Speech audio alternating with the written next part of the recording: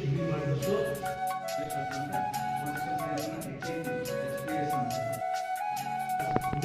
Subject ಕಲಾನಿಕಾಯದ 4 subject ಕೂಡ tourist ಅಂತಂದ್ರೆ ಅಮ್ಮ ಏನು ಮಾಡ್ತಾರೆ ಅಂತ ಕೇಳ್ತಾರೆ. ಮಿನಿಮಮ್ ಡಿಗ್ರಿ ಗಂಟು ಸೀಟೇ ಕೊಡಲ್ಲ. ಟೂರಿಸ್ಟ್ ಓದ್ತಾರ ತಾಯಿಂದ ಮಕ್ಕಳಿಗೆ ಸೀಟೇ ಕೊಡಲ್ಲ. ಮೊನ್ನೆ ಒಬ್ಬರು ಕಾಮರ್ಸ್ ಸ್ಟೂಡೆಂಟ್ ಬಂದು ಮಾರ್ಕ್ಸ್ ಕಟ್ತಾರಂತೆ 20 ವರ್ಷ ಬಿಟ್ಟು ಬಂದತ್ತೆ. ಯಾಕೆ ಬೇಕಾದ್ರೆ ನಿಮಗೆ ಅಂತಂದ್ರೆ ಮಗನ ಅಡ್ಮಿಷನ್ ಮಾಡ್ಬೇಕಂದ್ರೆ ಅದಕ್ಕೆ ಏನು ಸಂಬಂಧ ಅಂತಂದ್ರೆ ಸರ್ ಡಿಗ್ರಿ ಮಾಡಿರ್ಬೇಕು ಅಲ್ಲಿ ಮಕ್ಕಳಿಗೆ ತಾಯಂದು ಒಂದೊಂದು ಸೀಟ್ ಕೊಡ್ತಾರೆ.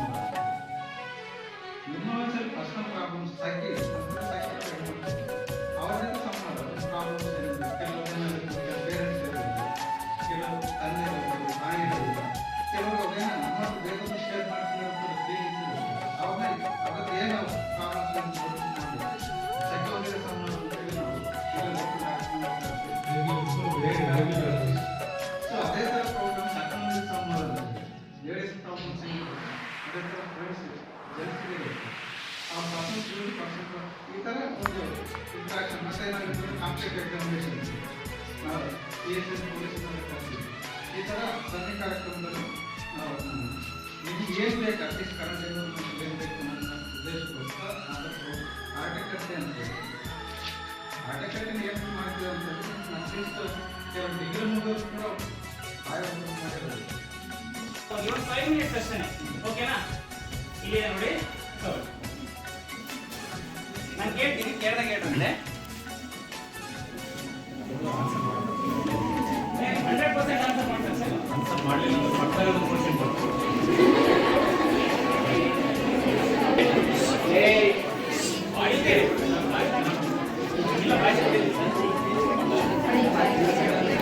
ನಿಮಗೆ ಯೂಸ್ ಆಗ್ಬೋದು ಮುಂದೆ ಯಾವ್ದಾದ್ರು ಕ್ವಶನ್ಗೆ ಆನ್ಸರ್. ಓಕೆ, ಆನ್ಸರ್ ಎಲ್ಲ ನಿಮಗೆ ಗೊತ್ತಿದೆ, ನಮಗಾದ್ರೂ ಕೇಳಿಸ್ಬೇಕಲ್ವಾ? ಅದಕ್ಕಾದ್ರೂ ಒಂದು ಸ್ವಲ್ಪ ಸುಮ್ಮನೆ. ಈಗ ಇವ್ರು ಹೇಳ್ತಾರೆ, ಕ್ವಶನ್ ಹೇಳ್ತಾರೆ, ಅವರೇ ಆನ್ಸರ್ ಮಾಡ್ತಾರೆ ಕೂಡ. ಕ್ವಶನ್ ಹೇಳಿ, ಕ್ವಶನ್ ಹೇಳಿ, ಕನ್ನಡದಲ್ಲೇ ಬರ್ತದೆ.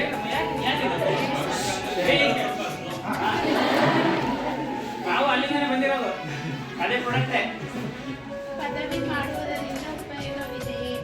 ನೋಡಿ, ಕ್ವಶನ್ ನಮ್ಮ ಕ್ವಶನ್ ಏನ್ ಗೊತ್ತಾ? ಪದವಿ ಮಾಡೋದ್ರಿಂದ ಉಪಯೋಗ ಇದೆನಾ ಅಂತ. ಉಪಯೋಗ ಇದೆನಾ? ಎಷ್ಟು ಜನ ಪದವಿ ಮಾಡ್ತೀವಿ? ಪದವಿ ಅಂದ್ರೆ ಗೊತ್ತಲ್ಲ, ಡಿಗ್ರಿ, BA, BCom, BS, ಎಷ್ಟು ಜನ ಮಾಡ್ತೀರಿ ಇದರಲ್ಲಿ?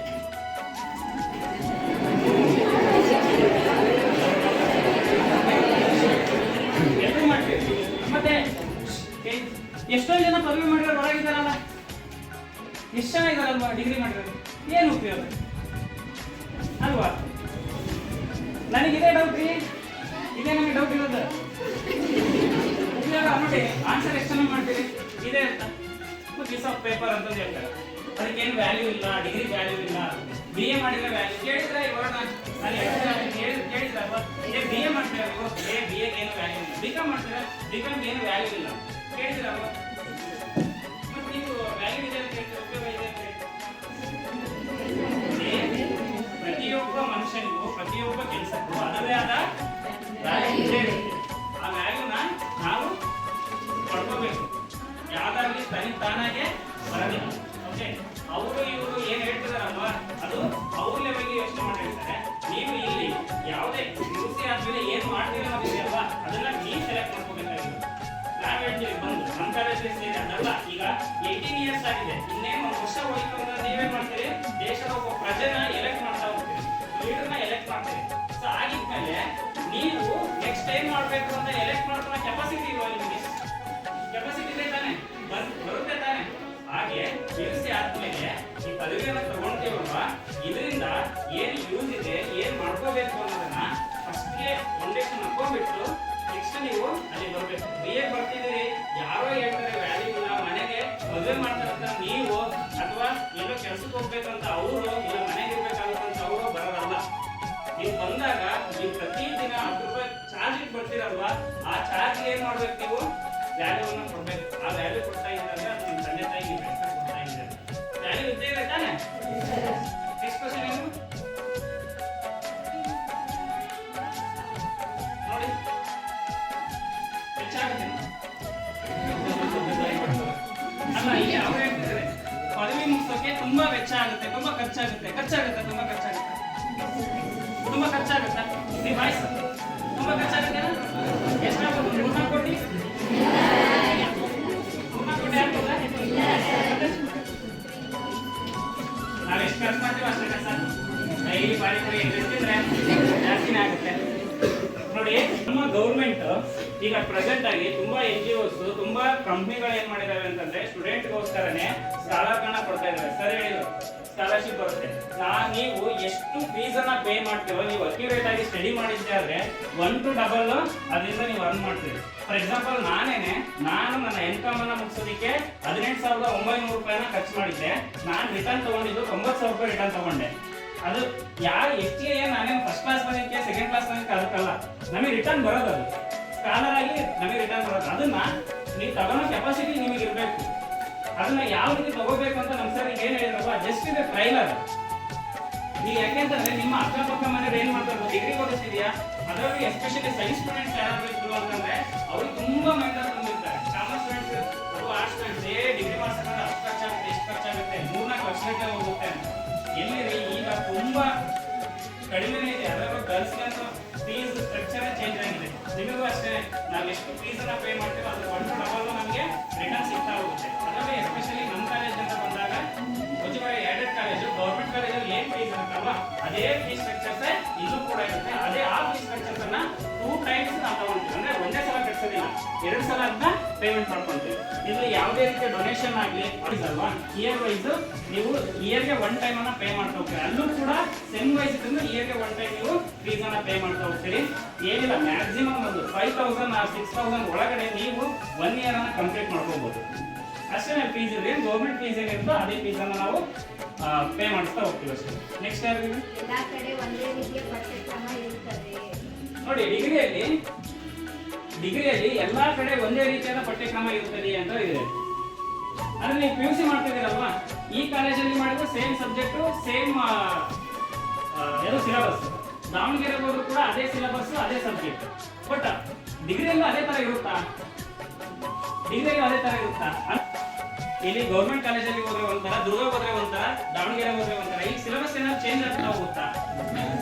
ಇಲ್ಲ. ಹಾಗಾದ್ರೆ ನಾನು ಮಂಗಳೂರು ಹೋದ್ರೆ ಚೇಂಜ್ ಆಗಲ್ಲ.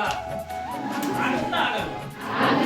ಆಗುತ್ತೆ. ಮತ್ತೆ ಯಾಕೆ ಇಲ್ಲಿ ದಾವಣಗೆರೆ ಚೇಂಜ್ ಆಗ ಮಂಗಳೂರು? ನಿಮ್ಮ ಹಿಂದಿನ ಸಬ್ಜೆಕ್ಟ್ ಮಂಗಳೂರಲ್ಲಿ ಸೇಮ್ ಇದೆ ಅಲ್ಲ? ಇದನ್ನೇ ಇಲ್ಲ ನೋಡಿ. ಇಲ್ಲಿ ಡಿಗ್ರಿ ಬಂದಾಗ ಏನಾಗುತ್ತೆ ಅಂದ್ರೆ ಯೂನಿವರ್ಸಿಟಿ ವೈಸ್ ಆಗುತ್ತೆ. Okay, Davangere, Mangaluru, Tumakuru university wise divide ಆಗ್ತಾ ಹೋಗುತ್ತೆ. ಯಾಕೆ ಈ ವಿಷಯ ಹೇಳ್ತಾ ಇದ್ದೀನಿ ಅಂತಂದ್ರೆ, ಕೆಲವು ಯಾರು ಕೂಡ ಮೆಜಾರಿಟಿ ಪರ್ಸನ್ ನಾವು ಲೋಕಲ್ ಜಗಳ ಹೋಗ್ಬೇಕು ಅಂತ ತುಂಬಾ ಜನ ಇರ್ತೀವಿ. ಹೋಗ್ಲಿಕ್ಕೆ ತಪ್ಪೇನಿಲ್ಲ, ಬಟ್ ಪೂರ್ವ ಪರ ವಿಚಾರಿಸ್ಕೊಂಡು ಅಲ್ಲಿ ಹೋಗ್ಬೇಕು. ಯಾಕೆಂತಂದ್ರೆ ನಾವು 1 ಇಯರ್ ಹೋಗ್ತಾರೆ, 1 ಸೆಮ್ ಅಲ್ಲಿ ಹೋಗ್ತಾರೆ, 1 ಸೆಮ್ ಇರೋದಕ್ಕೆ ಆಗೋದಿಲ್ಲ, ಇನ್ನೊಂದು ಸೆಮ್ಮು ಅಂದ್ರೆ ಆ ಇಯರ್ ವೇಸ್ಟ್ ಮಾಡ್ಕೊಂಡು ನೆಕ್ಸ್ಟ್ ಇಯರ್ ಬಂದು ಇಲ್ಲಿ ಮತ್ತೆ ಫಸ್ಟ್ ಇಯರ್ ಇಂದ ಜಾಯ್ನ್ ಆಗ್ತಾರೆ. ಯಾಕೆಂದ್ರೆ ನಾವು ಇಲ್ಲಿ ಲೋಕಲ್ ರೇಟ್ಸ್ ಏನಿದ್ದೀವಿ ನಿಮಗೆ ಯಾವ ರೀತಿ ಕೊಟ್ಟರೆ ನೀವು ಅಕ್ಸೆಪ್ಟ್ ಮಾಡ್ಕೊತೀರಾ ಆ ರೀತಿ ಡೀಲ್ಸ್ಗಳನ್ನ ನೀವು ಸರಿಯಲ್ಲ ಮಾಡಿರ್ತಾರೆ. ನೀವು ಇನ್ನೊಂದು ಕಡೆ ಹೋಗಿ ಅಡ್ಜಸ್ಟ್ ಆಗಬೇಕು ಅಂತಂದ್ರೆ ಸ್ವಲ್ಪ ಕಷ್ಟ ಆಗುತ್ತೆ. ಓಕೆ, ಅಲ್ಲೇ ಟೀಚಿಂಗ್ಗೆ ನೀವು ಅಡ್ಜಸ್ಟ್ ಆಗಬೇಕು ಅಂದ್ರೆ ತುಂಬಾನೇ ಕಷ್ಟ ಆಗುತ್ತೆ. ಸೊ ಆಗ್ತಾ ಇದೀವಿ ಏನು ಮಾಡಬೇಕು ಅನ್ನೋದನ್ನ ಫಸ್ಟ್ ಯೋಚನೆ ಮಾಡ್ಕೊಂಡು ದಯವಿಟ್ಟು ದಾವಣಗೆರೆ ನರ್ಸಿಂಗ್ ಇತ್ತು ಅಂದರೆ ಒಜಿಮರೆ ಕಾಲೇಜಲ್ಲದೆ ಗೌರ್ಮೆಂಟ್ ಕಾಲೇಜಲ್ಲಿದೆ, ಓವರ್ ಆಲ್ ದಾವಣಗೆರೆ ಮತ್ತು ದುರ್ಗ ಎಲ್ಲ ಕಾಲೇಜಸ್ ಒಂದೇ ಟೀಚಿಂಗ್ ಮೇಂಟೈನ್ ಇರುತ್ತೆ, ಅಂದ್ರೆ ಒಂದೇ ಸಿಲೆಬಸ್ ಇರುತ್ತೆ. ಓಕೆ, ನೆಕ್ಸ್ಟ್ ಸ್ಪರ್ಧಾತ್ಮಕ ಪರೀಕ್ಷೆಗಳನ್ನ ಎದುರಿಸಲಿಕ್ಕೆ ಪದವಿ ಬೇಕಾ? ಸ್ಪರ್ಧಾತ್ಮಕ ಪರೀಕ್ಷೆ ಅಂದ್ರೆ ಹೇಳಿ, city exam, cities exam, competitive exams, IAS ಇರ್ಬೋದು, KS ಇರ್ಬೋದು, ಪೊಲೀಸ್ ಇರ್ಬೋದು, FDA, SDA ಈ ತರ ಎಕ್ಸಾಮ್ಸ್ ಗಳಿಗೆ ಪದವಿ ಬೇಕಾ? ಬೇಕಾ? PUC ಮಾಡ್ಬೇಕಲ್ಲ, PUC ಮಾಡಿದ್ರೆ ನಾಲೆಡ್ಜ್ ಬೇಸ್ ಆಗಿ ಹೋಗುತ್ತೆ. ಓಕೆ, PUC ಮಾಡಿದ್ರೆ ಬರಿಬಹುದು, ಬಟ್ ಡಿಗ್ರಿ ಮಾಡಿದ್ರೆ ಇಲ್ಲಿ ಎಫೆಕ್ಟಿವ್ ಆಗಿ ಏನ್ ಮಾಡ್ತಾ ಹೋಗ್ಬೋದು, IAS, KS, white collar jobs ಅಂತ ಹೇಳ್ತೀವಿ ನಾವು. ವೈಟ್ ಕಾಲರ್ ಜಾಬ್ಸ್ ಅಂದ್ರೆ ವೈಟ್ ಕಾಲರ್ ಜಾಬ್ಸ್ ಅಂದ್ರೆ ಕಾಲ ಕೊಳೆ ಆಗಿದ್ದಂಗೆ ಕೆಲಸ ಮಾಡೋದು, ಅಂದ್ರೆ ಅಷ್ಟು ಫ್ರೀಯಾಗಿ ಕೆಲಸ ಮಾಡೋದು ಅಂತ ಅರ್ಥ. ಅಂದ್ರೆ IAS, KS ಈ ತರ ಕಾಂಪಿಟೇಟಿವ್ ಎಕ್ಸಾಮ್ಸ್ ಗಳಿಗೆ ಅವ್ರು ಮತ್ತೆ ಮಾಡ್ಬೋದು.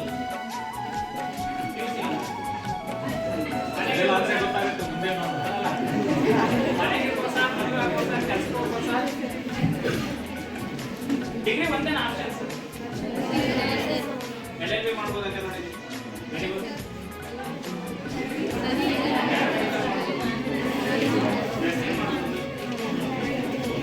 English, paramedical, LLB, nursing, technical diploma ಇವೆಲ್ಲ ಹೇಳ್ತಿದ್ದಾರಲ್ವಾ. ಫಸ್ಟ್ ಪದವಿ ತಗೊಳ್ಳಿ, degree, LLB, paramedical, diploma. Okay, ಇದೆಲ್ಲ ಎಷ್ಟು ಹೇಳಿದ್ರಲ್ಲ, ಇದರಲ್ಲಿ ನಾವು ಗೌರ್ಮೆಂಟ್ ಸೆಕ್ಟರ್ ಹೋಗ್ಬೇಕು ಅಂತಂದ್ರೆ ಆಪ್ಷನ್ಸ್ ಯಾವ್ದ್ರಲ್ಲಿ ಜಾಸ್ತಿ ಇದೆ? ಡಿಗ್ರಿಯಲ್ಲಿ ಜಾಸ್ತಿ ಇದೆ, ಗೊತ್ತಿದೆ. ಆದ್ರೂ ನಾವು ಏನ್ ಮಾಡ್ತೀವಿ ಹೇಳಿ, ಟೆಕ್ನಿಕಲ್ ಕೋರ್ಸ್ ಕಡೆ ಹೋಗ್ತೀವಿ. ತಪ್ಪಲ್ಲ, ಟೆಕ್ನಿಕಲ್ ಒಂದು 100 ಎಕರೆ ಜಮೀನು ಇದೆ ಅಂತಂದ್ರೆ ಒಂದು 100 ಎಕರೆಲ್ಲೂ ಎಲ್ಲರೂ ರಾಗಿನೇ ಬೆಳೆದು ಏನಾಗುತ್ತೆ? ತಪ್ಪು. ನಾನು ಟೆಕ್ನಿಕಲ್ ಕೋರ್ಸ್ ತಪ್ಪು ಅಂತ ಹೇಳ್ತಿಲ್ಲ. ನಮಗೂ 100 ಇದೆ, ನಮ್ಮೂರಲ್ಲಿ ಇರುತ್ತೆ ಒಂದು 100 ಎಕರೆ ಜಮೀನು ಇದೆ. ಓಕೆ, 100 ಎಕರೆ ಜಮೀನಲ್ಲಿ ಅಷ್ಟು ಬರೀ ರಾಗಿ ಬೆಳೆದು ಏನಾಗುತ್ತೆ?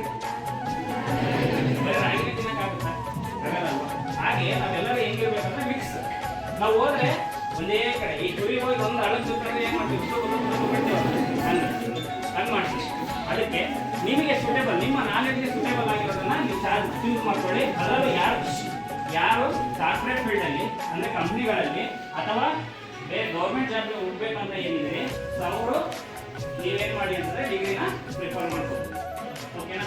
ಮತ್ತೆ ನೆಕ್ಸ್ಟ್ ಆ ಸ್ಟೂಡೆಂಟ್ಸ್ ಏನಿದ್ದೀರಲ್ವಾ, ನೀವು ನೆಕ್ಸ್ಟ್ ಆರ್ಟ್ಸೇ ತಗೋಬೇಕು ಅಂತ ಇಲ್ಲ. ನಿಮಗೆ ನಾವು ಕಾಮರ್ಸ್ ಅವ್ರು ನೀವು ಇಲ್ಲಿ ಮೀಡಿಯಂ ಯಾವುದು ಕನ್ನಡ ಮೀಡಿಯಂ ಇದೆ ಅಲ್ವಾ, ಆ ಕನ್ನಡ ಮೀಡಿಯಂ ಕಲಿಸಿ ಯಾವುದೋ ಪ್ರೈವೇಟ್, ಈಗ ಓಚಿಮೋಳಿ ಅಂದ ತಕ್ಷಣ ನಮಗೆ ಇದು ಪ್ರೈವೇಟ್ ಕಾಲೇಜ್ ಇರಬೇಕು, ಅಲ್ಲಿ ಬರೀ ಇಂಗ್ಲೀಷಲ್ಲೇ ಹೇಳ್ತಾರೆ, ನನಗೆ ಅರ್ಥ ಆಗಲ್ಲ, ಇದು ತುಂಬಾ ನಿಮ್ಮ ಮೈಂಡಲ್ಲಿ ಇರುತ್ತೆ. ಸೊ ಆ ರೀತಿ ಏನಿಲ್ಲ, ಇಂಗ್ಲೀಷ್ ಅನ್ನೋದು ಈಗಿನ ಒಂದು ಜಗತ್ತಿಗೆ ತುಂಬಾ ಬೇಕಾಗಿರುವಂತ ವಸ್ತು ಅದು. ಓಕೆ, ಯಾಕೆಂದ್ರೆ ನಾವು ಇಲ್ಲಿ ಬಿಟ್ಟು ಹೊರಗಡೆ ಹೋಗ್ತೀವಿ ಅಂತಂದ್ರೆ ನಮ್ಮ ವ್ಯವಹಾರ ಜ್ಞಾನಕ್ಕಾದ್ರೂ ಬೇಕೇ ಬೇಕು. ಯಾರಾದ್ರೂ ಇಂಟರ್ವ್ಯೂ ಮಾಡ್ಬೇಕಾದ್ರೆ ನೋಡಿ, ಅವ್ರು ಏನು ನಿಮ್ಗೆ ಇಂಟರ್ವ್ಯೂ ಮಾಡ್ಬೇಕಾದ್ರೆ ಕ್ವಶನ್ ಆನ್ಸರ್ ಏನು ಕೇಳೋದಿಲ್ಲ. ನೀವು ಏನ್ ಮಾಡ್ತಾರೆ, ನಿಮ್ಮ ಇಂಟ್ರೊಡಕ್ಷನ್ ಮಾಡ್ಕೊಳ್ಳಿ ಅಂತಾರೆ, ನೀವು ಇಂಟ್ರೊಡಕ್ಷನ್ ಮಾಡ್ಕೊಂಡಿದ್ದಾಗ ನಿಮ್ಮ ನಾಲೆಡ್ಜ್ ಅನ್ನ ಅವ್ರು ಐಡೆಂಟಿಫೈ ಮಾಡ್ಬಿಡ್ತಾರೆ.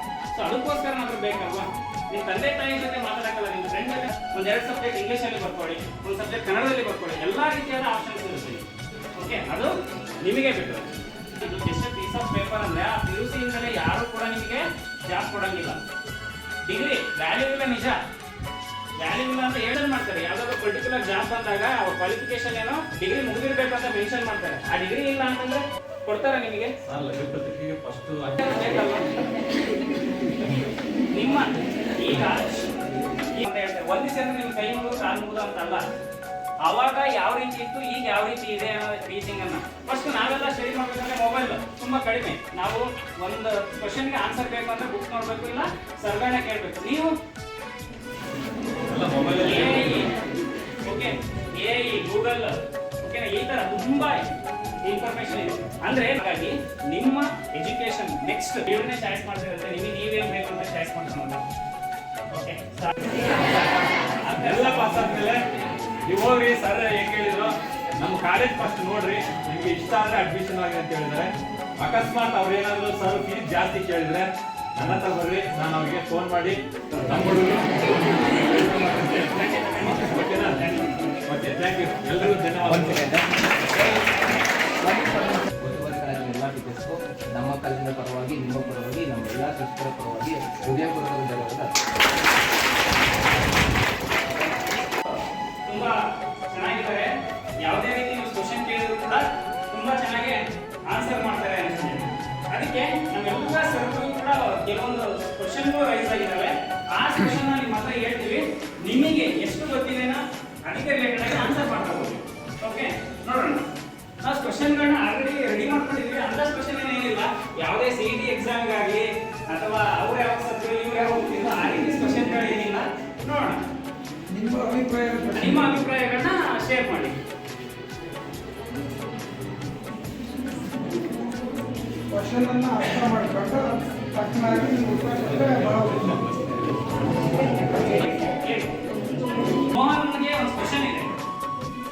ಏನ್ ಕ್ವಶನ್ ಅಂತಂದ್ರೆ, ಪದವಿ ಉಪನ್ಯಾಸಕರು ನಿಮ್ಮ ತೊಂದರೆಗಳಿಗೆ ಸ್ಪಂದಿಸುತ್ತಾರಾ ಅಂತ ಇದೆ. ಪದವಿ ಅಂತಂದ್ರೆ ಹೇಳಿ, ಪದವಿ ಅಂದ್ರೆ ಏನು?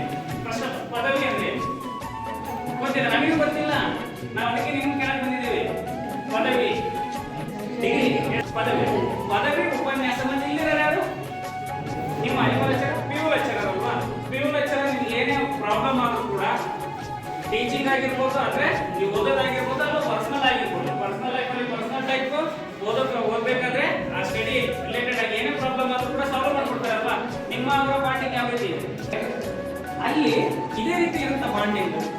ನನಗೆ ಗೊತ್ತಿಲ್ಲ ಸರ್, ನಿಮಗೇನಾದ್ರು ಗೊತ್ತಿಲ್ಲ ಅಲ್ಲ, ಅವ್ನು ಕೇಳಿ. ಇದೇ ರೀತಿ ಕಂಟಿನ್ಯೂ ಆಗುತ್ತಾ ಡಿಗ್ರಿ ಕಾಲೇಜಲ್ಲಿ ಬಾಂಡಿಂಗ್?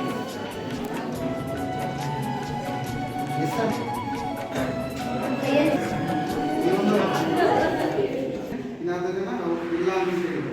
ಈ ಒಂದು ಪ್ರಶ್ನೆಗೆ ಉಚಿತವಾಗಿ ನಾನು ಉತ್ತರವನ್ನು ಹೇಳ್ತೀನಿ.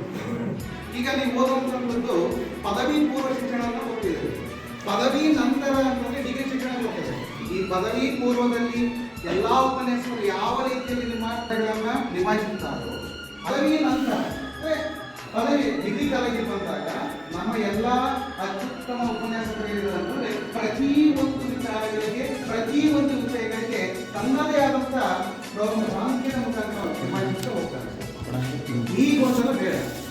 ಈ ಪದವಿ ಉಪನ್ಯಾಸಕರು ನಿಮ್ಮ ತೊಂದರೆಗಳನ್ನ ಸ್ಪಂದಿಸುವಂತಂದ್ರೆ ನಿಮ್ಮ ಶಿಸ್ತು ನಿಮ್ಮನ್ನ ಕಾಪಾಡೋದನ್ನು ಕೇಳ್ತೀವಿ ನಾವು. ಶಿಸ್ತು ಎಲ್ಲಿರುತ್ತೋ ನಿಮ್ಮ ಶಿಕ್ಷಣ ಉತ್ತಮವಾಗಿರುತ್ತೆ ಅಂತ ಹೇಳ್ತೀವಿ ನಾವು. ಶಿಸ್ತಿಲ್ಲ ಅಂತಂದ್ರೆ ಏನಾಗುತ್ತೆ ಅಂತಂದ್ರೆ ಬೀಳ್ತೀರ ನೀವು. ಹಾಗಾಗಿ ನಿಮ್ಗೆ ಯಾವುದೇ ತೊಂದರೆ ಇದ್ದಂಗೆ ಪದವಿ ಉಪನ್ಯಾಸಕರು ನಿಮ್ಮ ಎಲ್ಲಾ ಸಮಸ್ಯೆಗಳನ್ನ ನಿಭಾಯಿಸುವಂತ ಕೆಲಸವನ್ನ ಮಾಡ್ತಾರಂತ ನಾವು ಹೇಳ್ಬೋದು. ಈ ಒಂದು ತೊಂದರೆ ಮನಸ್ಸಲ್ಲಿ ಇಟ್ಕೊಂಡ್ಬಾರ್ದು. ಓಕೆನಾ? ಎಲ್ಲ ಡೌಟ್ ಇದೆಯಾ? ಹೈಸ್ಕೂಲಲ್ಲಿ ಒಂದರ ಹೈಸ್ಕೂಲಲ್ಲಿ ಬಂದಾಗ ನಿಮ್ಮ ಟೀಚರ್ಸ್ ಮತ್ತೆ ನಿಮ್ಮ ಬಾಂಡಿಂಗ್ ಯಾವ ರೀತಿ ಇರುತ್ತೆ? ತುಂಬಾ ಚೆನ್ನಾಗಿರುತ್ತೆ. PUC ಬಂದಾಗ ಅಲ್ಲೂ ಕೂಡ ಅದೇ ರೀತಿ. ಬಟ್ ಡಿಗ್ರಿ ಬಂದಾಗ ಏನಾಗುತ್ತೆ, ನಿಮ್ಮ ಬ್ರದರ್ ಸಿಸ್ಟರ್ಸ್ ಅವ್ರು ಹೇಳಿರ್ತಾರೆ, ಡಿಗ್ರಿಯಲ್ಲಿ ಹೆಂಗಪ್ಪ ಸರ್ಗಳು ಅಂತಾರೆ, ಬಂದ್ರು ಅವರಲ್ಲಿ ಕ್ಲಾಸ್ ಮಾಡಿದ್ರು, ಅವ್ರ ಪಾಡಿಗೆ ಅವ್ರು ಹೋಗ್ತಾರೆ. ನೀವು ಬಂದ ಕಾಲೇಜ್ ಅಂದ್ರೆ ನೀವು PUC ಮುಗಿಸಿ ಮುಂದೆ ಹೋಗೋರಿದ್ದೀರಿ. ಓಕೆ, ಇದರಿಂದ ನಿಮ್ಮ ಭವಿಷ್ಯವನ್ನು ನೀವೇ ಕಟ್ಕೊಂಡಿದ್ದೀರಿ. ಯಾವ್ಯಾವ ರೀತಿ ಕಾಲೇಜ್ಗಳಲ್ಲಿ ಯಾವ ರೀತಿ ಟೀಚರ್ಸ್ ಬಾಂಡಿಂಗ್ ಇರುತ್ತೆ, ಯಾರು ನಮ್ಮ ತೊಂದರೆಗಳಿಗೆ ಟೀಚಿಂಗ್ ಆಗಿರ್ಬೋದು ಅಥವಾ ಪರ್ಸನಲ್ ಆಗಿರ್ಬೋದು ಯಾರು ಸ್ಪಂದಿಸ್ತಾರೆ. ಒಂದೇನೈತ ಡಿಗ್ರಿ ಅಷ್ಟೇನಾ? ನೋಡ, ಮತ್ತೆ PUC ಏನೇ ಮಾಡ್ಬೇಕಂತ ಮಾಡಿದ್ದೀವಿ ನೀವು. ಮತ್ತೆ ಬೇರೆ ಹೇಳ್ಬೇಡಪ್ಪ. PUC ಮುಗಿದ ನಂತರ ಮುಂದೆ ಏನ್ ಮಾಡ್ತೀವಿ?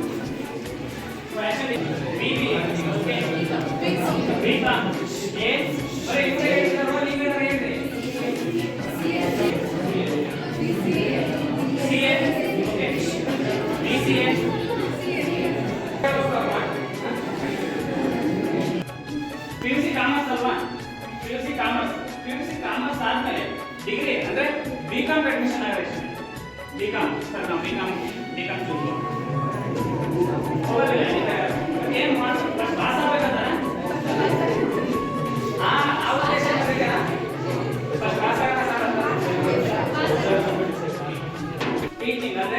ಎಜುಕೇಶನ್ ಕಂಟಿನ್ಯೂ ಆಗ್ಬೋದು. ಇನ್ನೊಂದು ನಮ್ಮ ಲೈಫ್ ಸ್ಟೈಲ್ಗಳನ್ನ ಚೇಂಜ್ ಮಾಡ್ತಾ ಹೋಗ್ಬೋದು. ವೃತ್ತಿಪರ ಅಂದ್ರೆ ಟೆಕ್ನಿಕಲ್ ಕೋರ್ಸ್ಗಳಿಗೂ ಹೋಗ್ಬೋದು. ಈಗ ಟೀಚಿಂಗ್ ರಿಲೇಟೆಡ್ ಬಂದಾಗ ನಿಮಗೆ main BCom, BBM, BCA, okay, LLB ಕೂಡ ಮಾಡ್ಬೋದು ನೀವು ಗೊತ್ತಿರಬೇಕು ನಿಮಗೆ. BCom, LLB, okay, BBM management related, computer application, BBA. So technical course ಅಂತ ಹೋದಾಗ ಇವರು ಫ್ಯಾಷನ್ ಡಿಸೈನಿಂಗ್ ಮಾಡ್ಬೋದು, ಓಕೆನಾ. ನೆಕ್ಸ್ಟ್ ಡಿಪ್ಲೊಮಾ ಹೋಗ್ಬೋದು, ನರ್ಸಿಂಗ್, ಪ್ಯಾರಾಮೆಡಿಕಲ್. 18 ಇಯರ್ಸ್ ಕ್ರಾಸ್ ಆಯ್ತಾ ನಿಮಗೆ? 18 ಇಯರ್ಸ್ ಕ್ರಾಸ್ ಆಯ್ತು ಅಂತಂದ್ರೆ ಇಲ್ಲಿಂದ ಜಾಬ್ ಕಡೆನೂ ಕೂಡ ಏನ್ ಮಾಡ್ಬೋದು ನೀವು? ಕಾನ್ಸಂಟ್ರೇಷನ್ ಅನ್ನ ಮಾಡ್ತಾ ಹೋಗ್ಬೋದು. ಗೌರ್ಮೆಂಟ್, ನಾನ್ ಗೌರ್ಮೆಂಟ್, ಪ್ರೈವೇಟ್ ಯಾವ್ದು ಚಾರ್ಜ್ ಹೋಗ್ಬೋದು. ಬಟ್ ಇಲ್ಲಿ ನೀವು ಏನನ್ನ ಚೂಸ್ ಮಾಡ್ತಾ ಹೋಗ್ತೀರೋ ಅದು ತುಂಬಾ ಇಂಪಾರ್ಟೆಂಟ್ ಆಗುತ್ತೆ. ಯಾಕಂದ್ರೆ ಫ್ಯೂಚರ್ ಅಲ್ಲಿ ಮುಂದೆ ಇನ್ನೊಂದು ವರ್ಷ ಹೋಯ್ತು ಅಂತಂದ್ರೆ ನಮ್ಮ ದೇಶದ ಒಬ್ಬ ಉನ್ನತ ವ್ಯಕ್ತಿಯನ್ನು ನೀವು ಎಲೆಕ್ಟ್ ಮಾಡ್ತೀರಿ ಅಂದ್ರೆ ಎಲ್ಲರಿಗೂ ಕೂಡ ವೋಟಿಂಗ್ ರೈಟ್ಸ್ ಕೊಡುತ್ತಲ್ವಾ? ಎಲ್ಲರಿಗೂ ಕೂಡ ವೋಟಿಂಗ್ ರೈಟ್ಸ್ ಕೊಡುತ್ತೆ. ದೇಶದ ಒಬ್ಬ ಉನ್ನತ ವ್ಯಕ್ತಿನ ನೀವು ಸೆಲೆಕ್ಟ್ ಮಾಡ್ತೀರ ಅಂದಾಗ ಈ ಇಷ್ಟೆಲ್ಲ ಕೋರ್ಸ್ಗಳಲ್ಲಿ ನಿಮಗೆ ಯಾವ್ದು ಬೇಕು ಅಂತ ಸೆಲೆಕ್ಟ್ ಮಾಡೋ ಕೆಪಾಸಿಟಿ ನಿಮ್ಗೆ ಇಲ್ವಾ? ಇದೆ ತಾನೆ? ಸೊ ಇದೆ ಅಂದಾಗ ಮತ್ತೆ ಒಬ್ರು ಒಂದು ಆನ್ಸರ್ ಮಾಡ್ತಾ ಇಲ್ಲ. ಅವ್ರು ಯಾರೋ ಒಂದು 4 ಹೇಳ್ಬಿಟ್ರೆ ಯಾರು ಕೂಡ ಏನು ಹೇಳ್ತಾ ಇಲ್ಲ. ಅಲ್ಲೇ ಹೇಳ್ತಾರೆ ಒಬ್ರು ನಾನು ಅಡಿಕೆ ಇಂಟೆಲಿಜೆನ್ಸ್ ನೋಡ್ತಿದ್ದೀರಲ್ವಾ ನೀವು? ಜೆಮಿನಿ, AI, ಓಕೆ, ತುಂಬಾ ಅಪ್ಲಿಕೇಶನ್ಸ್ ಎಲ್ಲ ಬರ್ತಾ ಇದೆ. ಸೊ ಅದರಲ್ಲಿ ಯಾವ ರೀತಿ ಅಪ್ಡೇಟ್ ಇದೆ ಅಂತ ಮುಂದೆ ಯಾರು ಕೆಲಸ ಇರುತ್ತೋ ಇಲ್ವೋ ಗೊತ್ತಿಲ್ಲ. ಬಟ್ ಆದ್ರೆ ಆ AI ನ ಆಪರೇಟ್ ಮಾಡೋದಕ್ಕಾದ್ರೂ ನಾಲೆಡ್ಜ್ ಬೇಕಲ್ವಾ? ಅದಕ್ಕಾದ್ರೂ ಬೇಕಲ್ವಾ?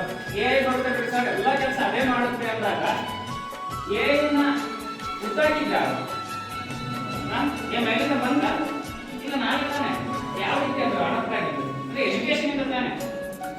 ಸೊ ಹಾಗೆ ನಾನು ಏನು ಇದುವರೆಗೂ ಹೇಳಿದ್ನಲ್ವಾ, ಅಪ್ಲಿಕೇಶನ್ಗಳು, ಡಿಗ್ರಿನೋ, ಎಲ್ಲಾ ಡಿಗ್ರಿಗಳು ಕೂಡ ಅವೈಲೇಬಲ್ ಇದೆ. ಸೊ ಎಲ್ಲಾ ಡಿಗ್ರಿಯಲ್ಲಿ ನೀವು ಯಾವ್ದನ್ನ ಚೂಸ್ ಮಾಡ್ಕೊಳ್ತೀರಿ ಅದು ನಿಮ್ಮ ಮೆಂಟಾಲಿಟಿ, ನಿಮ್ಮ ಬುದ್ಧಿ ಶಕ್ತಿಗೆ ರಿಲೇಟೆಡ್ ಆಗಿದೆ. ಸೊ ನಾನು ಇಂಟ್ರೊಡ್ಯೂಸ್ ಮಾಡಿದ್ದೀನಿ. ನಾನು ಹೇಳಿದೆ ಅಂತ ಆಗಲಿ ಅಥವಾ ಇಲ್ಲಿ ಬಂದಿದ್ದಾರೆ ಅಂತ ಆಗಲಿ ನಮ್ಮ ಕಾಲೇಜ್ಗೆ ಬರೀ ಅಂತ ನಾವು ಹೇಳೋದಿಲ್ಲ. ಯಾಕೆಂದ್ರೆ ನಿಮ್ಗೆ ಹೇಳಲ್ಲ ನಾನು ಒಂದು ಹುಡುಗಿ ಬಿಟ್ಟು ಮದುವೆ ಆದ್ರೆ ನೀವು ಆಗ್ತೀರಿ ಅಂದ್ರೆ ಆಗೋದಿಲ್ಲ ಅಲ್ವಾ? ನಿಮ್ಮ ಮನೆಯಲ್ಲೇ ಒಪ್ಸಿದ್ದೀನಿ ಆಗ್ತೀರಿ ಅಂದ್ರೆ ಆಗೋದಿಲ್ಲ. ಏನ್ ಮಾಡ್ತೀರಿ? ಫಸ್ಟ್ ಹಿಂದೆ ಮುಂದೆ ಎಲ್ಲ ವಿಚಾರಿಸ್ಕೊಂಡಿರ್ತಾನೆ. ನೀವು ಅಷ್ಟೇ ತಾನೆ, ಹುಡುಗನ ಹುಡುಗಿ ನಿಮ್ಮ ತಂದೆ ತಾಯಿ ಬರ್ತೀವಿ ಏನ್ ಮಾಡ್ತೀರಿ? ನೀವು ಎಲ್ಲ ವಿಚಾರಿಸ್ಬಿಟ್ಟು ನಿಮಗೆ ಇಷ್ಟ ಆಯ್ತು ಫಿನಾನ್ಷಿಯಲಿ ಮನೆ ಕಡೆ ಎಲ್ಲ ಕೂಡ ನೀವು ವಿಚಾರಿಸಿ, ನಾಲ್ಕು ಕಡೆ ವಿಚಾರಿಸಿ. ಸೊ ಯಾವ ಕಾಲೇಜಸ್ ಚೆನ್ನಾಗಿದೆ, ಏನ್ ಕೊಡ್ತಾ ಇದೆ ಅಲ್ಲಿ, ಓಕೆ, ಏನ್ ಫೆಸಿಲಿಟೀಸ್ ಇದೆ ಅದನ್ನೆಲ್ಲ ವಿಚಾರಿಸ್ಬಿಟ್ಟು ನೆಕ್ಸ್ಟ್ ಹೋಗಿ. ನೀವು ತುಂಬಾ ಏನ್ ತಪ್ಪು ಮಾಡ್ತೀರಿ ಅಂತಂದ್ರೆ ಅಥವಾ ನೆಕ್ಸ್ಟ್ PUC ಮುಂದಾದ್ಮೇಲೆ ಒಂದು ಗ್ರೂಪ್ ಇರುತ್ತೆ, ನಿಮ್ಮ ಒಂದು ಗ್ರೂಪ್. ಆ ಒಂದು ಗ್ರೂಪ್ ಅಲ್ಲಿ ಒಂದು ಮನೆಗೆ ಪ್ರೆಸರ್ ಆಗ್ತಾರೆ, ನೀನು ಇದೇ ಕೋರ್ಸ್ ಮಾಡ್ಬೇಕು ಅಂತ. ಇಲ್ಲ ಮಚ್ಚಿ ನಾನು ಚಿಕ್ಕ ಮಾಡೋಕ್ಕಾಗೋದಿಲ್ಲ, ಇಲ್ಲ ನರ್ಸಿಂಗ್ ಮಾಡ್ತೀನಿ, ಡಿಪ್ಲೊಮಾ ಮಾಡ್ತೀನಿ ಅಂದಾಗ ಅವ್ನು ಪ್ರೆಸರ್ ಅವ್ನಿಗೆ ಇಷ್ಟ ಇರೋದಿಲ್ಲ. ಬಟ್ ನೀವು 5-6 ಜನ ಕೂಡ ಏನ್ ಮಾಡ್ತೀರಿ? ಅದಕ್ಕೆ ಮಾಡ್ತೀರಿ, ಅದಕ್ಕೆ ಹೋಗ್ತೀರಿ. ಸೊ ಈ ತಪ್ಪುಗಳನ್ನ ಮಾಡಕ್ ಹೋಗ್ಬೇಡಿ. ಯಾಕೆಂದ್ರೆ ಅವ್ರ ಲೈಫೇ ಬೇರೆ, ನಿಮ್ ಲೈಫೇ ಬೇರೆ. ಫ್ರೆಂಡ್ಶಿಪ್ ಅನ್ನೋದಿರಲಿ. ಹೈಸ್ಕೂಲ್ ಫ್ರೆಂಡ್ಶಿಪ್ ಅಂತ ನಿಮ್ಮ ಬುದ್ಧಿಶಕ್ತಿಗೆ ಯಾವುದು ಇಷ್ಟ ಆಗುತ್ತೋ, ಯಾವುದು ಅಕ್ಯುರೇಟ್ ಅನ್ಸುತ್ತೋ ಆ ಕೋರ್ಸ್ಗಳನ್ನ ತಗೊಂಡು ನೀವು ಯಾವ ಕೋರ್ಸ್ನ ಚೂಸ್ ಮಾಡಿರ್ತೀರೋ ಅದು ಎಲ್ಲಿ ಬೆಟರ್ ಇದೆ ಅನ್ನೋದನ್ನ ಓಕೆ. ಡಿಗ್ರಿ ಸೇರ್ತೀರ ಸರಿ, ನೀವು ಡಿಗ್ರಿ ಸೇರ್ಕೊಂಡ್ರೆ ಇಲ್ಲಿ ನೋಡಿ ನಾನು ಹೇಳಿದೆ ಟೆಕ್ನಿಕಲ್ ಮತ್ತೆ ಟೀಚಿಂಗ್ ಅಂತ 2 ಟೈಪ್ಸ್ ಆಗಿ ಡಿವೈಡ್ ಮಾಡ್ಕೊಂಡ್ಬಿಡ್ತೀನಿ. ಡಿಗ್ರಿಗೆ ಸೇರ್ಕೊಂಡ್ಬಿಡ್ತೀನಿ. ಅಲ್ಲೇ ನಾನು ಟೆಕ್ನಿಕಲ್ ಕೋರ್ಸ್ ಬಗ್ಗೆ ಇದೆನಾ? ಡಿಗ್ರಿ ಅಂದ್ರೆ ಜಸ್ಟ್ ಓದೋದಷ್ಟೇನಾ? ಟೆಕ್ನಿಕಲ್ ಕೋರ್ಸ್ ಕಡೆ ಏನಾದರೂ ಕಾನ್ಸಂಟ್ರೇಷನ್ ಮಾಡ್ತೀವಾ? ಮಾಡ್ತೀವಿ ಅನ್ನೋದಾದ್ರೆ ಏನ್ ಕಲಿತೀವಿ? ಟೆಕ್ನಿಕಲ್ ಕೋರ್ಸ್ ಏನ್ ಕಲಿತೀವಿ? ತಾಂತ್ರಿಕವಾಗಿ ಏನಾದ್ರು ಕಲಿತೀವ ಅಲ್ಲಿ? ಕಂಪ್ಯೂಟರ್ ರಿಲೇಟೆಡ್ ಅಥವಾ ಅದರ ಆಕ್ಟಿವಿಟೀಸ್, ಸ್ಪೋಕನ್ ಇಂಗ್ಲಿಷ್ ರಿಲೇಟೆಡ್ ಅದನ್ನು ಏನಾದ್ರು ಕಲಿತೀರ ಅಲ್ಲಿ? ಕಲಿತೀರಿ ನೋಡಿ ಸರ್, ನಾವು PUC ಮುಗಿಸ್ತೀವಿ, ಕಾಮರ್ಸಲ್ಲಿ ಏನು ಮಾಡಬೇಕು? ಕಾಮರ್ಸ್ ಯಾಕೆ ಸರ್ ನಮ್ಗೆ ಕಾಮರ್ಸ್ ಬೇಕು, ಪದವಿ ಬೇಕು ಅನ್ನೋದಕ್ಕೆ ಬ್ಯಾಂಕಿಂಗ್ ರಿಲೇಟೆಡ್ ನೀವೇನಾದ್ರು ಬ್ಯಾಂಕಿಂಗ್ ಹೋಗ್ತಿದ್ರೆ ಫಸ್ಟ್ ನಿಮಗೆ ಬೇಕಾಗಿದೆ ಕಾಮರ್ಸ್ ರಿಲೇಟೆಡ್ ಸರ್. ಈ ಕೌಶಲ್ಯದಲ್ಲಿ ಏನು ಬೇಕಾಗಿದೆ? ನಮ್ಗೆ ಕಂಪ್ಯೂಟರ್ ಬೇಕೇ ಬೇಕು. ಈ ಕಂಪ್ಯೂಟರ್ ಇಲ್ಲ ಅಂತಂದರೆ ನೋಡಿ ಫಸ್ಟಿಗೆಲ್ಲ ಏನಿತ್ತು, ಒಂದು ಯಾವುದೋ ಒಂದು ಆಫೀಸ್ ಹೋಗಿದ್ದು ಫಸ್ಟ್ ಏನೇನಿತ್ತು ಲೆಡ್ಜರ್ ಬುಕ್ ಅಂತ ಹೇಳ್ತಾ ಇತ್ತು. ಪ್ರತಿಯೊಂದು ಆಫೀಸಲ್ಲಿ ಲೆಡ್ಜರ್ ಬುಕ್ ಅಂತ ಇರುತ್ತೆ. ಬಟ್ ಇತ್ತೀಚೆಗೆ ಏನಾಗಿದೆ, ಎಲ್ಲ ಸಿಸ್ಟಮ್ ಪ್ರತಿಯೊಂದು ಆಫೀಸಲ್ಲಿ ಕಂಪ್ಯೂಟರ್ ನಮ್ಗೆ ಬೇಕಾಗಬೇಕು. ಆಲ್ರೆಡಿ ನಿಮ್ಮ ಸ್ಟೂಡೆಂಟ್ ಕೂಡ ಬೇಕಾಗುತ್ತೆ. ಯಾಕೆ ಸರ್ ಕಂಪ್ಯೂಟರ್ ಬೇಕು? ನಮ್ಮ ಕಾಲೇಜಲ್ಲಿ ಕಂಪ್ಯೂಟರ್ ಸೆಂಟರ್ ಇದೆ, ಕಾಲೇಜಿಗೂ ಕಂಪ್ಯೂಟರ್ ಟೈಪಿಂಗ್ ಕಾರ್ಪೊರೇಟ್ ಕಂಪ್ಯೂಟರ್ ಅಂತ ಬೇರ್ಬೋದು ನೋಡಿದ್ರೆ ಕೆಲವು ಸ್ಟೂಡೆಂಟು ಅಲ್ಲೂ ಕಂಪ್ಯೂಟರ್ ಸ್ಟೂಡೆಂಟ್ ಇದೆ. ಬಟ್ ಯಾಕೆ ಸರ್ ನಮಗೆ ಬೇಕು ಅಂತ ಬಂದಾಗ ಕೌಶಲ್ಯ ಬೇಕು ಅಂತ ಬಂದಾಗ ನೋಡಿ, ನಾವು ಎಷ್ಟೇ ಟೆಕ್ನಾಲಜಿ ಇಂಪ್ರೂವ್ಮೆಂಟ್ ಆಗಿದೆ ಅಂತಂದ್ರೆ ಅದು ಕೂಡ ಯಾವುದಲ್ಲಿ ಕಂಪ್ಯೂಟರ್ ಇಲ್ಲ. ಈಗ ನೀವು ನೋಡ್ತಾ ಇದ್ರೆ ನೀವು ಫಸ್ಟಿಗೆ ನಾವು ಚಿಕ್ಕದಿರ್ಬೇಕಾದ್ರೆ ಏನಾದರೂ ಒಂದು ಮಾಹಿತಿ ಪಡಿಬೇಕಂದ್ರೆ ತಿಂಗಳಂಗಟ್ಟೆ ಬೇಕಾಗಿತ್ತು. ಬಟ್ ಇವಾಗ ಏನಾಗಿದೆ, ಇವಾಗ ಜಸ್ಟು ಇನ್ನ ಅದು ಕಾಲ್ಫಾರಮ್ ಆಗಿರೋದು ಆಲ್ರೆಡಿ ನಮಗೆ ಕಮಿಂಗ್ ಅಂತ ಬಂದಿರುತ್ತೆ. ಅದು ಯಾವುದರಿಂದ ಸಾಧ್ಯ? ಟೆಕ್ನಾಲಜಿ ಕಂಪ್ಯೂಟರ್ಗಳಿಂದ ಸಾಧ್ಯ ಆಗುತ್ತೆ. ಅದು ಈ ಬ್ಯಾಂಕಿಂಗಲ್ಲಿ ನಮ್ಮ ಕರ್ನಾಟಕ ಅಂತ ಬಂದಾಗ ಯಾರು ಇಂಟ್ರೆಸ್ಟ್ ಅಂತ ಬಂದಾಗ ಆಂಧ್ರದವರು ಬ್ಯಾಂಕಿಂಗ್ ಜಾಬ್, ಅದಕ್ಕೆ ಪದವಿ ತಗೊಳ್ಳಿ. ಓಕೆನಾ? ತಗೊಳ್ತಿರ್ತಾನೆ ನೋಡ ಎಷ್ಟು ಜನ ತಗೊಳ್ತೀವಿ ಅಂತ. ನಮ್ಮ ಕಾಲೇಜಿಗೆ ಬನ್ನಿ. ಯಾಕೆ ಸರ್ ನಮ್ಮ ಕಾಲೇಜಲ್ಲಿ ಬನ್ನಿ ಅಂತಂದ್ರೆ ಇಲ್ಲಿ ಕಂಪ್ಯೂಟರ್ ಫೆಸಿಲಿಟಿನೂ ಚೆನ್ನಾಗಿದೆ, ಒಳ್ಳೆ ಟೀಚಿಂಗ್ ಸ್ಟಾಫ್ ಇದೆ. ಬಟ್ ಅದ್ರ ಜೊತೆ ಕಲ್ಚರಲ್ ಆಕ್ಟಿವಿಟೀಸ್ ಅನ್ನುವಂಥದ್ದು ಕೂಡ ಅದರಲ್ಲಿ ಇನ್ಕ್ಲೂಡಿಂಗ್ ಆಗಿರುತ್ತೆ. ಬಟ್ ಅದ್ರ ಜೊತೆಗೆ ಮತ್ತೆ ಏನು ಮಾಡ್ತೀವಿ ನಾವು, ಸ್ಪೋರ್ಟ್ಸ್ ಸ್ಟೂಡೆಂಟ್ಗೆ ಯಾರಾದ್ರೂ ಚೆನ್ನಾಗಿ ಸ್ಪೋರ್ಟ್ಸ್ ಆಡ್ತಿದ್ರು ಅಂತ ಬಂದಾಗ ಯೂನಿವರ್ಸಿಟಿ ಪ್ಲೇಯರ್ ಆಗಿ ನಾವು ಕಳಿಸ್ತಾ ಇರ್ತೀವಿ. ನೆಕ್ಸ್ಟ್ ಅದ್ರ ಜೊತೆಗೆ ಮತ್ತೆ ಇಷ್ಟೆಲ್ಲ ಫೆಸಿಲಿಟಿ ಎಲ್ಲಿ ಸಿಗುತ್ತೆ ಸರ್ ಅಂತ ಬಂದಾಗ ಬೂಚಿಗೋರೆಯ ಕಾಲೇಜಲ್ಲಿ. ಓಕೆ, ಇಂಟ್ರೆಸ್ಟ್ ಇದೆಯಾ? ಬರ್ತಿರ್ತಾನೆ. Thank you. ಡಿಗ್ರಿ ಅಂದ್ರೆ ಬರೇ ಕ್ಲಾಸ್ ಕೇಳಲ್ಲ, ಅದರಲ್ಲಿ ಅಂದ್ರೆ ಫಸ್ಟ್ ನಾವು ಕಾಮರ್ಸ್, ನೀವು ಎಲ್ಲರೂ ಕಾಮರ್ಸ್ ಸ್ಟೂಡೆಂಟ್ಸ್ ಇದ್ದೀರಿ, ಕಾಮರ್ಸ್ ಅಂತ ಬಂತು ಅಂತಂದ್ರೆ ಫಸ್ಟ್ ನಮ್ಮ ಗಂಡರಿಗೆ ಮಾಡ್ತಾ ಹೋಗ್ತೀವಿ. ಯಾವ ಸಾಫ್ಟ್ವೇರ್ ಯೂಸ್ ಮಾಡ್ತೀವಿ? ಕಾಮನ್ ಆಗಿ ಟ್ಯಾಲಿ ಯೂಸ್ ಮಾಡ್ತೀವಿ ಅಲ್ವಾ? ಟ್ಯಾಲಿ ತುಂಬಾ ಸಾಫ್ಟ್ವೇರ್ಸ್ ಇದೆ. ಟ್ಯಾಲಿ ಒಂದೇ ಅಲ್ಲ, ಟ್ಯಾಲಿ ಒಂದೇ ಅಕೌಂಟಿಂಗ್ ಸಾಫ್ಟ್ವೇರ್ ಅಲ್ಲ, ಸೋ ಮೆನಿ ಅಕೌಂಟಿಂಗ್ ಸಾಫ್ಟ್ವೇರ್ಸ್ ಇದೆ. ನಾವು ಮೆಜಾರಿಟಿ ಯೂಸ್ ಮಾಡೋದೇನು ಟ್ಯಾಲಿ. ಆಲ್ಮೋಸ್ಟ್ ನೀನು ಯಾರಾದ್ರೂ ಕಾಮರ್ಸ್ ಮಾಡಿದ್ಯಾ, PUC ಆಯ್ತಾ, ಡಿಗ್ರಿ ಆಯ್ತಾ, ನೀನೇನಾದ್ರೂ ಅಕೌಂಟಿಂಗ್ ತಗೋಬೇಕಾ, ಜಾಬ್ ಹೋಗ್ಬೇಕಾ, ಇಲ್ಲ ಬ್ಯಾಂಕಿಗೆ ಹೋಗ್ಬೇಕಾ, ಅವ್ರು ಕೇಳೋ ಫಸ್ಟ್ ಕ್ವಶನ್ ಏನಂದ್ರೆ ಟ್ಯಾಲಿ ಬರುತ್ತೆ ನಿಮಗೆ, ಟ್ಯಾಲಿ ಬರುತ್ತೆ, ಎಕ್ಸೆಲ್ ಬರುತ್ತೆ, ಇಲ್ಲ ಬೇಸಿಕ್ ಇದೆ ಅಂತ ಕೇಳ್ತಾರೆ. ಓಕೆ, ಸೊ ಇದು ಡಿಗ್ರಿಯಲ್ಲಿ ಕಲಿಸ್ತಾರ? ಡಿಗ್ರಿಯಲ್ಲಿ ಕಲಿಸ್ತಾರ? ಇಲ್ಲ, ಕಲಿಸೋದಿಲ್ಲ. ಯಾಕೆಂದ್ರೆ ಯಾವ ಸಿಲೆಬಸ್ ಕೂಡ ಇದು ಇರೋದಿಲ್ಲ. ಜಸ್ಟ್ ಇಟ್ಟರೆ ಟ್ಯಾಲಿ ಅಂದ್ರೆ ಏನು, 3 ವರ್ಡ್ ಅಲ್ಲಿ ಏನು ಅಂತಾರೆ, 3 ಲೈನ್ ಎಕ್ಸಾಮ್ ಬರೀರಿ, ಕ್ಲೋಸ್ ಅದು. ಓಕೆ, ಅಷ್ಟೇ. ಯಾಕೆಂದ್ರೆ ಅಲ್ಲಿ ಟೈಮ್ ಆ ರೀತಿ ಇರುತ್ತೆ, ಆ ರೀತಿ ಟ್ರೈ ಮಾಡ್ಬೇಕಾಗುತ್ತೆ. ಯಾವ ಏನು ಮಾಡೋದಕ್ಕೆ ಟ್ಯಾಲಿ ಸಾಫ್ಟ್ವೇರ್ ಇರ್ಬೋದು, ಬೇಸಿಕ್ ಇಂದ ಹೇಳ್ಬಿಟ್ಟು ಟ್ಯಾಲಿ ಬಂದು ಎಲ್ಲಾ ಕೋರ್ಸಸ್ಗಳನ್ನ ಅವ್ರ ಅಂಡರಲ್ಲಿ ನಾವು ನಿಮಗೆ ಕಲಿಸ್ತಾ ಹೋಗ್ತೀವಿ. ಓಕೆ, ಇದು ಸ್ಪೆಷಲ್. ಓಕೆ, ನೆಕ್ಸ್ಟ್ ನೋಡಿ, ನೆಕ್ಸ್ಟ್ ಕ್ವಶನ್ ಇದೆ. ಜಗಳೂರಿನಲ್ಲಿ ನಿಮ್ದು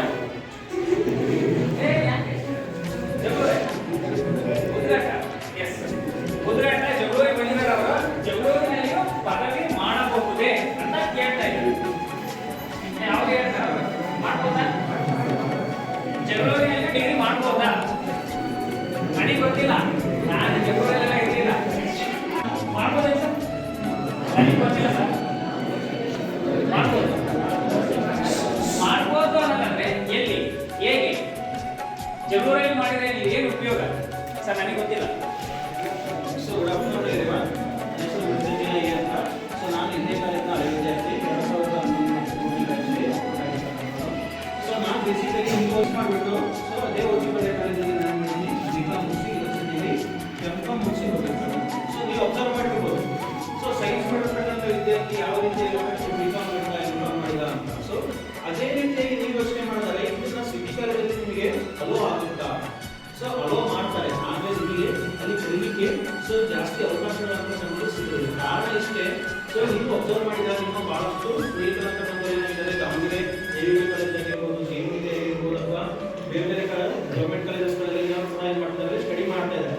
ಆದರೆ ಅಲ್ಲಿರ್ತಕ್ಕಂಥ ಸಂಖ್ಯೆಗಳನ್ನು ನೋಡಿದಾಗ ಏನು ಮಾಡ್ತಾರೆ, ಅವರು ಇಂಡಿವಿಜುವಲ್ ಆಗಿರ್ತಕ್ಕಂಥ ಯಾರ ಮೇಲೂ ಕೂಡ ಅವರು ಕಾನ್ಸಂಟ್ರೇಟ್ ಮಾಡಿ ಅಬ್ಸರ್ವ್ ಮಾಡಿದಾಗ ಸೊ ಕಡಿಮೆ ಸಂಖ್ಯೆಯಲ್ಲಿದ್ದಾಗ ಏನಾಗುತ್ತೆ, ಸೊ ನಾವೇನು ಮಾಡ್ತಾ ಹೋಗ್ತೀವಿ, ಸೊ ಪರ್ಸನಲ್ ಆಗಿ ಹೋಗ್ಬಿಟ್ಟು ಅವರು ಕೂಡ ಏನು ಮಾಡ್ತಾ ಹೋಗ್ತೀವಿ, ಸಬ್ಜೆಕ್ಟ್ಸ್ಗಳ ಬಗ್ಗೆ ನಾವೇನು ಮಾಡ್ತೀವಿ, ಮೇಡಮ್ಗಳಿಗೆ ಕ್ಲಾಸ್ ರೂಮಲ್ಲಿ ನಾವೇನು ಮಾಡ್ತೀವಿ, ಒಂದು 200 ಮೆಂಬರ್ಸ್ ಇದ್ದಾರೆ ಅಂತಂದಾಗ ಸೊ ಅಷ್ಟು ಜನ ಕರ್ಕೊಂಡು ಹೋಗ್ಬಿಟ್ಟು ನೀವು ಹೇಳ್ಕೊಡಿಲ್ಲ ಬಂದವಾಗ ಸೊ ಆಗೋದಿಲ್ಲ. ಸೊ ಮೇನ್ ಪ್ರಾಬ್ಲಮ್ ಏನಂತಂದ್ರೆ ಸಿಟಿ ಕಾಲೇಜ್ಗಳಲ್ಲಿ ಅಂತಂದಾಗ ನಂಬರ್ ಆಫ್ ಸ್ಟೂಡೆಂಟ್ಸ್ಗಳು ಏನಾಗಿದ್ದಾರೆ ಜಾಸ್ತಿ ಇರ್ತಾರೆ, ಆದರೆ ಎಷ್ಟು ಕಲಿಲಿಕ್ಕಾಗುತ್ತೋ ಅಷ್ಟು ಅವರು ಪ್ರಯತ್ನ ಪಟ್ಟು ಕೂಡ ಕಲಿಲಿಕ್ಕಾಗಿ ಚಾನ್ಸಸ್ ಇರ್ತಕ್ಕಂಥದ್ದು ಕಡಿಮೆ ಇರ್ತಾರೆ. ಆದರೆ ಇಲ್ಲಿ ರೂರಲ್ ಲೆವೆಲ್ ಆಗಿರ್ಬೋದು ಅಥವಾ ನಾವು ತಾಲೂಕು ಲೆವೆಲಲ್ಲಿ ಇದ್ದಾಗ ಏನಾಗುತ್ತೆ, ಮ್ಯಾಕ್ಸಿಮಮ್ ಅಂತಂದ್ರೆ 40-50 ಸ್ಟ್ರೆಂತ್ ಇರುತ್ತೆ. ನಾವು ಮಾಡ್ತೀವಿ ಇಂಡಿವಿಜುವಲ್ ಆಗಿ ಕಲಿಸ್ತಾ ಹೋಗ್ತಾರೆ. ಜೊತೆಗೆ ಫೀಸ್ ಎಷ್ಟಿದೆ ಅಲ್ಲಿ, ಯಾವ ಒಂದು ಇನ್ಸ್ಟಿಟ್ಯೂಷನ್ ನೋಡ್ತೀವಿ ನಾವು, ಎಷ್ಟಿದೆ ಫೀಸಲ್ಲಿ, ಸೊ 1 ಲಕ್ಷ ಇರ್ತಕ್ಕಂಥದ್ದು ಎಷ್ಟಿದೆ, 1 ಲಕ್ಷ. ಸೊ ಅದೇ ನಾವು 1 ಲಕ್ಷ ಅಂತ ನಾವು ನಾವು ಇದುವರೆಗೂ ಕೂಡ ಎಲ್ಲಿ LKG ಅಂತ ಹೇಳಿದ್ರೆ ಅಷ್ಟು ನಾವು ಮಾಸ್ಟರ್ ಇದುವರೆಗೂ ಮಾಡಿದ್ದೀವಿ ಅಂತಂದ್ರೆ ನಿಮಗೆ 1 ಲಕ್ಷ ಖರ್ಚು ಆಗುತ್ತೆ, ಹೌದಲ್ವಾ? ಸೊ ಈಗ ನೀವು ಇದುವರೆಗೂ ಹೋಗಿದ್ರೆ ಎಲ್ಲಿಂದ LKG ಅಂತ ಹೇಳಿದ್ರೆ ಅಷ್ಟು PG ಫಿನಾನ್ಷಿಯಲಿ ಸ್ಟ್ರಾಂಗ್ ಇದ್ದೀರಾ, ನೀವು ಮನೆಯಲ್ಲಿ ಸಪೋರ್ಟ್ ಮಾಡ್ತಾರಾ, ಸೊ ಓದ್ತೀರಾ ಒಪ್ಕೊಳ್ಳೋಣ. ಆದರೆ ಮನೆಯಲ್ಲಿ ಇರ್ತಕ್ಕಂಥ ಆಚೆ ಇರ್ತಕ್ಕಂಥ ರೀತಿಯಿಂದ ನೀವು ಓದೋದಂತಕ್ಕಂಥದ್ದು ತುಂಬಾ ಇಂಪಾರ್ಟೆಂಟ್ ಆಗ್ತದೆ. ಸೊ ಏನಕ್ಕೆ ಹೇಳ್ತೀವಿ ಇದನ್ನ ಅಂತಂದಾಗ, ಸೊ ನಮ್ಮ ಕಾಲೇಜಲ್ಲಿ ಫೀಸ್ ಸ್ಟ್ರಕ್ಚರ್ ಆಗ್ತಕ್ಕಂಥದ್ದು ಎಷ್ಟಿದೆ ಅಂತಂದ್ರೆ 5,000 ಸರಾಸರಿ ಇರ್ತಕ್ಕಂಥದ್ದು, ಅದು ಕೂಡ 2 ಕಂತಲ್ಲಿ ನಾವೇ ಮಾಡ್ತಾ ಹೋಗ್ತೀವಿ ತಗೋತಕ್ಕಂಥ. ಸೊ ಬೇರೆ ಕಾಲೇಜುಗಳಲ್ಲಿ ಎಷ್ಟಿದೆ ಫೀಸ್ ಅಂತಂದ್ರೆ ಅವಾಗ ಹೇಳಿದೆ ನಾನು 1 ಲಕ್ಷ ಇಲ್ಲಿ 5,000 ಹೌದಲ್ವಾ? ಸೊ ತುಂಬಾ ಡಿಫ್ರೆನ್ಸ್ ಆಗ್ತಕ್ಕಂಥದ್ದು. ಜೊತೆಗೆ ಏನ್ ಮಾಡ್ತಾ ಹೋಗ್ತೀವಿ, ಇಂಡಿವಿಜುವಲ್ ಆಗಿ ಕೂಡ ನಾವು ಕಲಿಸ್ತಾ ಹೋಗ್ತಕ್ಕಂಥದ್ದು. ಮತ್ತೆ ಅದಾದ್ಮೇಲೆ ಏನಾಗುತ್ತೆ ಅಂತಂದ್ರೆ ಇಲ್ಲಿ ಮೆಜಾರಿಟಿ ಆಗಿ ನೀವು ಲಾಯರ್ ಕಾಲೇಜಸ್ಗಳಲ್ಲಿ ಓದ್ತೀರಾ ಅಥವಾ ಬೇರೆ ಗುರುಗಳಲ್ಲಿ ಹೋಗ್ತೀರಾ ಅಂತಂದಾಗ ನಿಮಗೆ ಅರ್ಧಕ್ಕರ್ಧ ದಿನ ಅಂತಕ್ಕಂಥ ಎಲ್ಲೋ ಹೋಗುತ್ತೆ ಅಂತಂದ್ರೆ ಟ್ರಾವೆಲಿಂಗ್ ಮಾಡೋದ್ರಲ್ಲಿ ಹೋಗುತ್ತೆ. ಫಾರ್ ಎಕ್ಸಾಂಪಲ್ 8 ಗಂಟೆ ಕಾಲೇಜ್ ಸ್ಟಾರ್ಟ್ ಆಗ್ತದೆ, ಎಷ್ಟು ಗಂಟೆ ಬಿಡ್ತಾರೆ ಇಲ್ಲಿ 6-6:30 ಬಿಡ್ತೀರಾ. ಆಮೇಲೆ ಇರೋದ್ರೂ ಕೂಡ ಏನಾಗುತ್ತೆ ಇಲ್ಲಿ ಮತ್ತೆ ಖರ್ಚು ಬರ್ತಕ್ಕಂಥದ್ದು. ಸೊ ನೀವು ದಿನ ಅಡ್ಡಾಡಕ್ಕೆ ಹೋಗ್ತೀರೋ ಅಥವಾ ಬಸ್ ಅಡ್ಡಾಡ್ಲಿಕ್ಕೆ ಹೋಗ್ತೀರೋ ಅಥವಾ ಓದಕ್ಕೆ ಹೋಗ್ತೀರೋ, ಏನಕ್ಕೋಸ್ಕರ ಹೋಗೋಕ್ಕಾಗಲ್ಲ, ಸೇರ್ತಾರೆ ಡಿಗ್ರಿ ಆಗಿರ್ಬೋದು, PhD ಆಗಿರ್ಬೋದು, ಓದಲಿಕ್ಕೋಸ್ಕರ.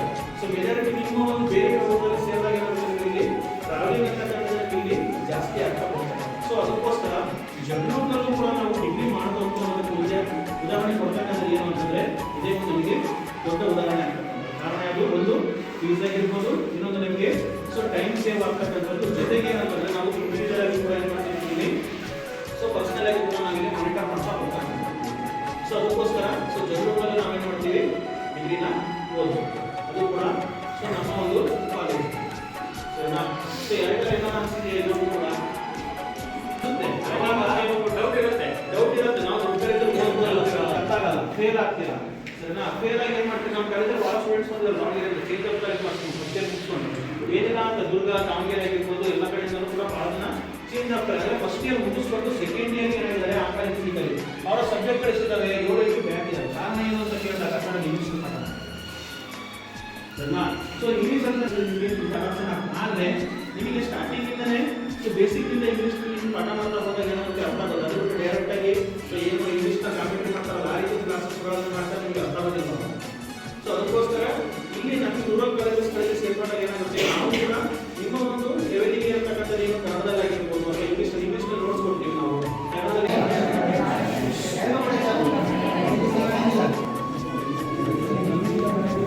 ಈಗ ಅನಿಸುತ್ತೆ ಸುಮ್ಮನೆ ಯಾಕೆ ಈಗ ಅನಿಸುತ್ತೆ ಅಂದರೆ 18-21 ಇದೆಲ್ಲ ಏಜು ತಾರುಣ್ಯಾವಸ್ಥೆ ಅಂತ ಕರಿತೀವಿ. ಭಾಳ ಎಂಥ ಏಜ್ ಅಂದರೆ ಇದು ಮರ್ಕಟಂತ ಮನಸ್ಸು ಅಂದರೆ ಮನ್ನಂಥ ಮನಸ್ಸು ಅಂದರೆ ಏಜ್ ಇದೆ. ಏಜ್ ಯಾವ ನಿಮ್ಮ ಮಾತನ್ನ ನೀವೇ ಕೇಳೋದು. ಕನ್ಫ್ಯೂಷನ್ ಬಂದ್ಬಿಡ್ತೀವಿ ಮಾಸ್ಟ್ರೆ.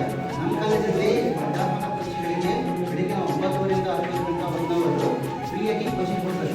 ಬೆಳಿಗ್ಗೆ 9:30ರಿಂದ 10 ಪ್ರತಿ ವಾರ, ಪ್ರತಿ ಶನಿವಾರ ಶುಕ್ರವಾರ ಕಾಂಪಿಟೇಟಿವ್ ಎಕ್ಸಾಮ್ಗೆ ಸಂಬಂಧಪಟ್ಟಂತೆ ಕ್ಲಾಸ್ 10 ರೂಪಾಯಿಗಳಲ್ಲಿ ಒಂದು ಎಕ್ಸಾಮ್ ಕೊಡ್ತಾ ಇದ್ದೀವಿ. 100 ಕ್ವಶನ್ಸ್ ಇರುತ್ತೆ, ವೈಎಂಆರ್ ಶೀಟ್ ಇರುತ್ತೆ, ಪ್ರಾಕ್ಟೀಸಿಂಗ್.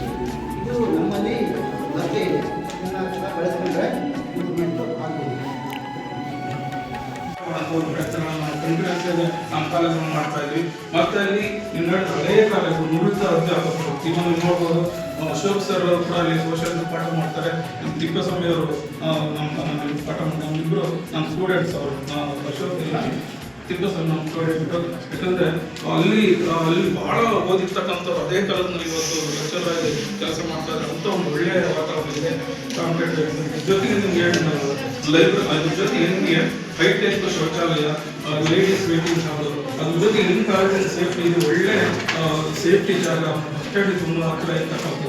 ನೀವು ಗೌರ್ಮೆಂಟ್ ಕಾಲೇಜ್ ನೋಡಿದ್ರಿ 3 ಕಿಲೋಮೀಟರ್ 2 ಕಿಲೋಮೀಟರ್ ಮಾಡ್ಕೊಂಡು ಹೋಗ್ಬೇಕು, ಅದೆಲ್ಲ ಒಂಥರ ಫಾರೆಸ್ಟ್ ಹೋದಂಗಾಗುತ್ತೆ. ನಾನು ಅದ್ರ ಬಗ್ಗೆ ಮೈನಸ್ ಮಾತಾಡ್ತಾ ಇಲ್ಲ. ಹೆಣ್ಮಕ್ಳಿಗೆ ಅದಷ್ಟು ಸೇಫ್ಟಿ ಇರ್ತಕ್ಕಂಥ ಒಂದು ಜಾಗ. ಹಾಗಾಗಿ ನಮ್ಮಲ್ಲಿ ನೀವು ನೋಡ್ಬೋದು.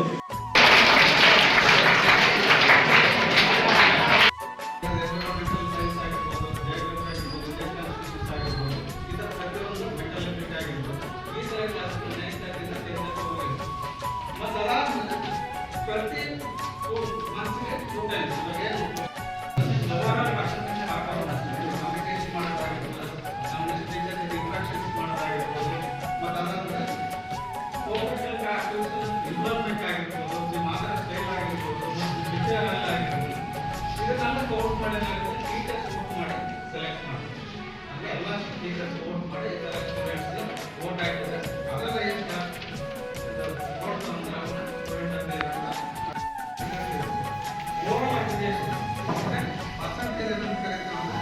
96 ಲಾಸ್ಟ್ ಇರೋರಿಗೆ ಮಿನಿಮಮ್ ಎಲ್ಲ ಸ್ಟೂಡೆಂಟ್ ಬಂದಿರೋ ಸ್ಟೂಡೆಂಟ್ ಅವ್ರ ಅಗ್ರಿಗೇಟ್ ಪರ್ಸೆಂಟೇಜ್ 75 ಹೈಯೆಸ್ಟ್ ಅಂತಂದ್ರೆ 95. ಸೊ ಅದಾದ್ಮೇಲೆ ಕಂಪ್ಯೂಟರ್ಲಿ ಕೆಲವು ಟೆಕ್ನಿಕಲ್ ಕೋರ್ಸ್ಗಳೆಲ್ಲ ರನ್ ಮಾಡ್ತೀವಿ. ಕೇಸ್ ಏನಾದ್ರು ಕಾಂಪಿಟೇಷನ್ ಸರ್ಟಿಫಿಕೇಟ್ ಏನಾದ್ರು ಮಾಡ್ಬೇಕಂದ್ರೆ ಎಲ್ಲ ಕೇಳಿದ್ರೆ ಫೀಲ್ ಬೇಸ್ ಅಂತ ಇದೆ. ಸೊ ಅವಾಗ ಏನು ಮಾಡಿದ್ರು ಅಂದ್ರೆ ಅವ್ರ ಟಾರ್ಗೆಟ್ ನೀವೇ ಸಪ್ರೇಟ್ ಆಗಿ ಹೋಗಿ ಕಂಪ್ಯೂಟರ್ ಇಂಪ್ಲಿಮೆಂಟ್ ಮಾಡೋದು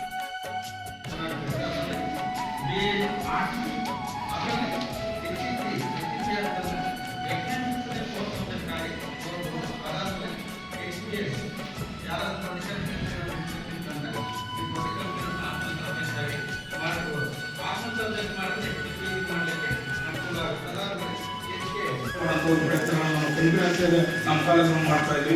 ಮತ್ತೆ ಅಲ್ಲಿ ಇನ್ನೆರಡು ಹಳೆಯ ಕಾಲೇಜು ನುರಿತ ಅಧ್ಯಾಪಕರು ಇನ್ನೊಂದು ನೋಡ್ಬೋದು. ಅಶೋಕ್ ಸರ್ ಅವರು ಕೂಡ ಅಲ್ಲಿ ಸೋಷಿಯಲ್ ಪಾಠ ಮಾಡ್ತಾರೆ. ತಿಪ್ಪಸ್ವಾಮಿ ಅವರು ನಮ್ಮ ಪಾಠ ನಮ್ಮಿಬ್ರು ನಮ್ಮ ಸ್ಟೂಡೆಂಟ್ಸ್ ಅವರು ಅಶೋಕ್ ತಿಪ್ಪಸ್ವಾಮಿ ನಮ್ಮ ಸ್ಟೂಡೆಂಟ್.